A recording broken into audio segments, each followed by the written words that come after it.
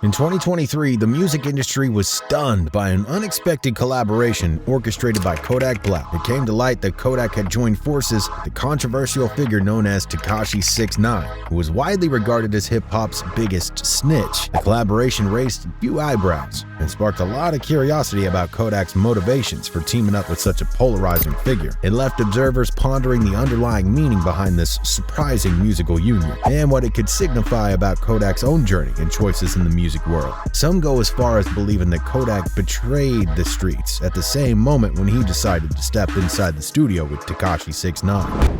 I didn't even know how I was spelling them words, but I just always knew, like, okay, I'll get it, but I was bad. Oh, like, I'm gonna pick all this shit. Yeah. Keep listening to all of them, keep listening. Yeah. Process. In a momentous event, Tekashi 6ix9ine and Kodak Black surprised the music world with a controversial collaboration, joined by Dominican rapper Yalen Las Mas Viral. However, the aftermath of this collaboration was met with significant criticism, leaving Yak facing intense backlash once the initial excitement subsided. Despite the controversy, Kodak Black proved himself to be no stranger to such situations, and his music career continued to flourish. It's worth noting that Kodak had previously courted controversy by expressing support for President Trump, caused quite a commotion back in the day. Nevertheless, his reputation within the streets remained intact, and his fortunes took a favorable turn when he was granted a pardon by Trump in 2021, granting him a sense of newfound freedom and invincibility. The collaboration with Tekashi 6ix9ine, orchestrated by Wack 100 and financially backed by 10K Records and Fume Vapes, elicited mixed reactions from the public. Some fans were taken aback, including Kodak's admirer, Boosie Badass. The unexpected union of these artists sparked intrigue and discussions about the implications of such a collaboration in the world of hip-hop. Right? And they went out there and it was great energy. They knocked out these scenes, they solos, they got scenes together in the video. I don't know, did they put the video up too? I just saw the audio, I haven't seen the video yet. Okay, so they did all that. And then enter Wack 100, the manager of Tekashi 6ix9ine, beaming with pride as he takes credit for orchestrating this collab between Tekashi and Kodak. The sheer magnitude of Kodak's earnings for his verse is mind-blowing, as he reportedly pocketed a staggering $2 million. Was it $1 million? That's understandable. I'll be real, Wack. I'm personally telling for $1 million, but we're not $1 million, bro. You tell it for free. Bro, $1 million shit. Listen, I did that just to let him know it's real. I gave him that. Yeah. Damn. So you don't give a nigga something and leave. Just on the front end. Yeah. Oh, goddamn, man. $2 million to understand. Oh, what? But wait, it does not end there. Rumors are swirling around that this hefty sum might just be the tip of the iceberg, and there's even more to this jaw-dropping financial arrangement. The buzz around this astronomical figure has sent shockwaves through the music industry, leaving everyone curious about the true extent of Kodak's payday. As expected, this bold move by Kodak didn't go down smoothly, with many of his loyal fans, particularly those with ties to the streets, who have been staunchly supporting him all along. The collaboration stirred up a storm of discontent on social media, and his followers wasted no time in making their voices heard. We have to dig slightly deeper into the web of decisions and loyalties that define the life of Kodak Black if we really want to understand what's going on here. Back in 2020, pictures surfaced depicting Kodak in a federal facility, mingling with members of the Bloods gang. Little did he know that this path would lead him to one of the most notorious federal penitentiaries, USP Big Sandy, later that same year. Life behind those walls is no place for the faint-hearted.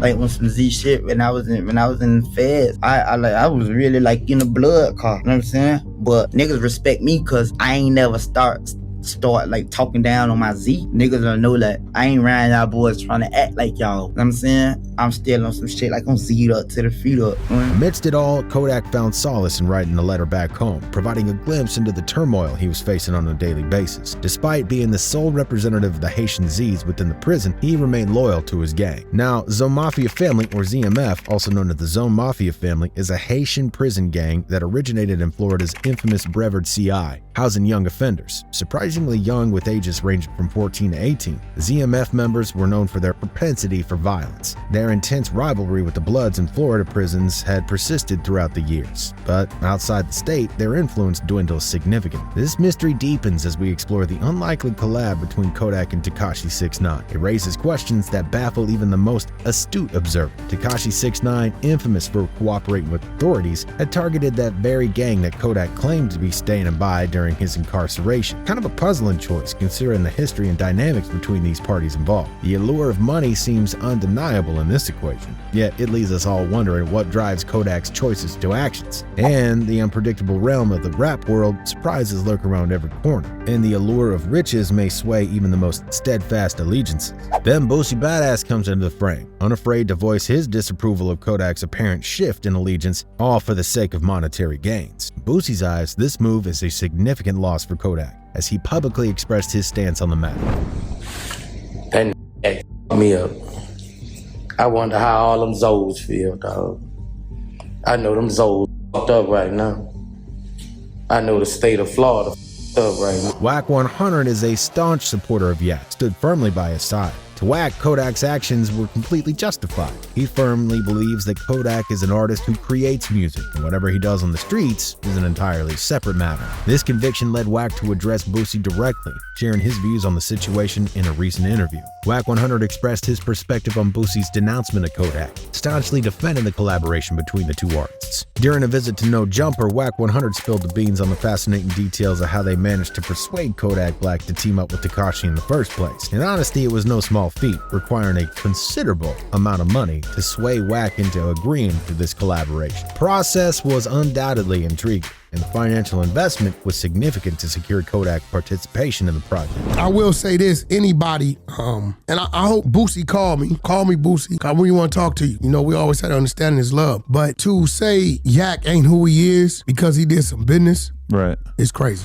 In a revealing account from Wack 100, Kodak Black held nothing back when he candidly expressed his thoughts. He didn't hesitate to point out a curious contrast, saying, "Hey, I've been in jail just like Boosie, but this guy goes to jail and poof, within 24 hours he's putting his Rolls-Royce truck up for sale. Maybe he should consider doing a verse with someone instead." The perplexing question arises, why does Boosie believe he has the right to critique Kodak's pursuit of financial opportunities when he himself is willing to step outside his comfort zone for the sake of a paycheck? So let's delve a little deeper into the context of Wack's revelations to understand the full scope of this intriguing scenario. In the tumultuous world of Boosie Badass, tough times have struck with full force. The rapper found himself in dire need of funds, leading him to put up his opulent Rolls-Royce truck for sale, seeking a substantial sum of $240K in cold hard cash. To facilitate this sale, Boosie turned to Instagram, inviting potential buyers to direct message him if they had the means to make the purchase. However, just as the sale announcement hit the virtual airwaves, a sudden twist of fate intervened.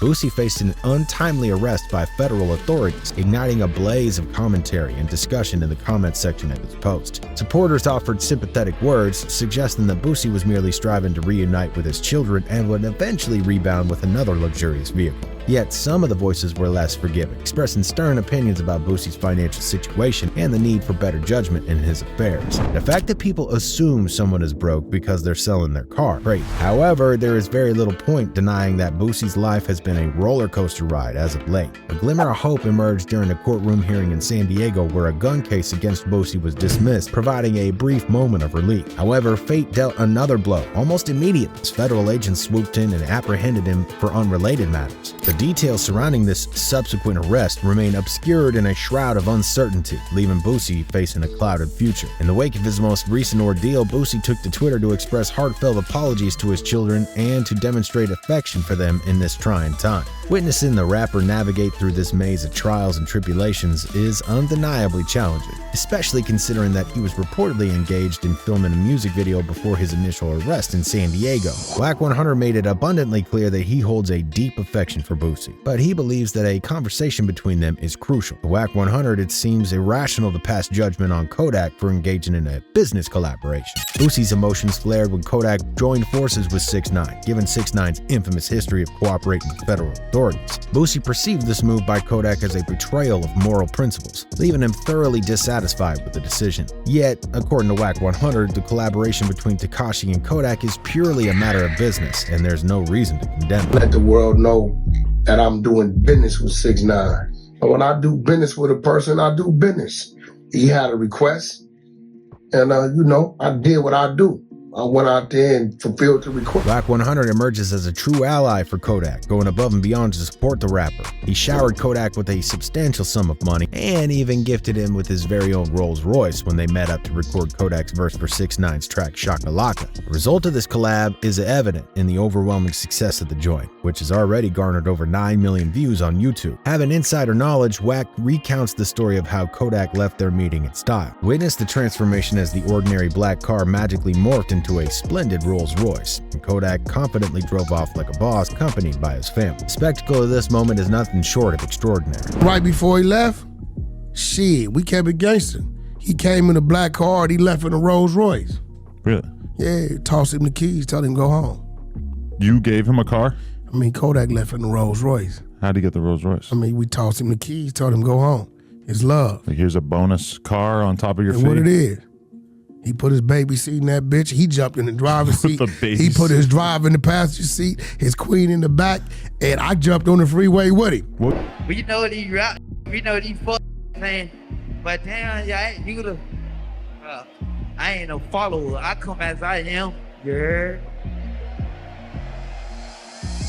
Amidst the swirling drama, Kodak Black did not back down. Controversy surrounding his collaboration was addressed head-on during his electrifying performance at Rollin' Loud. As he closed out his set, he fearlessly delved into Shakalaka verse and issued a defiant response to the critics proclaiming, "I ain't no follower." The collab not only caught flack, but also triggered some trouble with Anwell AA, who's also been embroiled in a feud with Tekashi. Previously, Anwell had praised Kodak, but the dynamics have since shifted dramatically. Kodak aimed a shot at Anwell in his verse, subtly throwing some shade about Anwell's former partner and their child's connection to 6ix9ine. In the midst of this collab commotion, a significant number of people are raising an eyebrow and asking, why even go down this path? They're far from thrilled about the collaboration, and their reservations carry a lot of weight. Interestingly, this isn't the first time Tekashi's tried to secure a major feature, and it caused quite an uproar. Tekashi allegedly offered Lil Tim a huge amount of funds just for having to drop a verse. And this is the same Lil Tim who faced charges in connection to King Von's killing. Tekashi had grand intentions for that verse, aiming to disrespect King Von and provoke Lil Durk into a response, but Lil Tim wasn't having any of it, and the money was his, but there was no verse. On one hand, there were those who support Kodak for seizing this lucrative opportunity and making music without entangling it in the streets. On the other hand, there are those who question whether this collab undermines the very principles that Kodak once held so dear. As we reflect on the clashes and controversies that surround these two artists, we're left pondering the nature of loyalty, business, and artistic expression in the rap game. Lines between the streets and the studio blur, and each decision made by these artists become a pivotal moment in their careers. The rap game continues to astonish and surprise. Only time will reveal the lasting impact of this momentous collaboration.